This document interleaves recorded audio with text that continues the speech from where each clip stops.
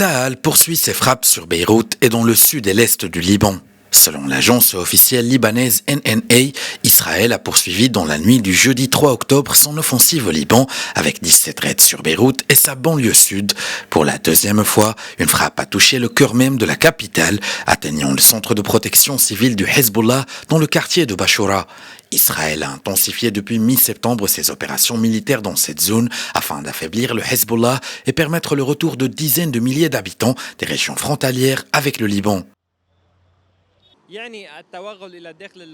Infiltrer une frontière en usant de schèmes militaires classiques est normal en temps de guerre. Or, les batailles ne peuvent jamais être décisives sans opération terrestre. Cela dit, dans le cas libanais, la résistance du Hezbollah sur le champ de bataille à la frontière a fait preuve d'efficacité hier.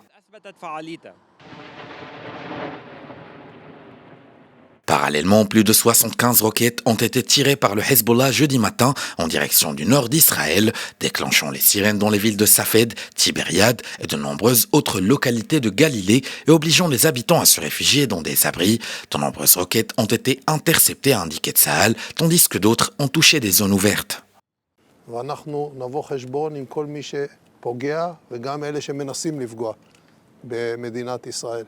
Cette guerre est dure, c'est une guerre justifiée et nous entrons dans sa deuxième année. Il y aura d'autres batailles, d'autres victoires et d'autres réalisations pour notre nation. Nous parachèverons d'autres réalisations comme celles que nous avons remportées tout au long de la période récente.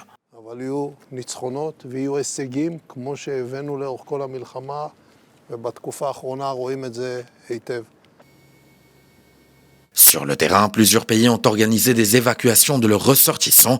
Un bâtiment de la marine française a appareillé depuis le sud-est de la France pour se prépositionner au large du Liban en cas de besoin d'évacuation des ressortissants français. Berlin a envoyé un avion militaire à Beyrouth afin d'évacuer notamment des employés de l'ambassade d'Allemagne au Liban et leurs familles. Le Royaume-Uni lui a annoncé avoir affrété un vol commercial pour ses ressortissants qui souhaitent évacuer le Liban. Le Portugal a déjà rapatrié samedi soir par vol militaire via Chypre 28 citoyens nationaux et leurs familles, soit un total de 44 personnes. Le Canada aussi a annoncé avoir réservé 800 sièges sur des vols commerciaux pour aider ses ressortissants à quitter le Liban. L'armée canadienne a mis en place des ressources d'urgence à Chypre si les vols commerciaux étaient interrompus.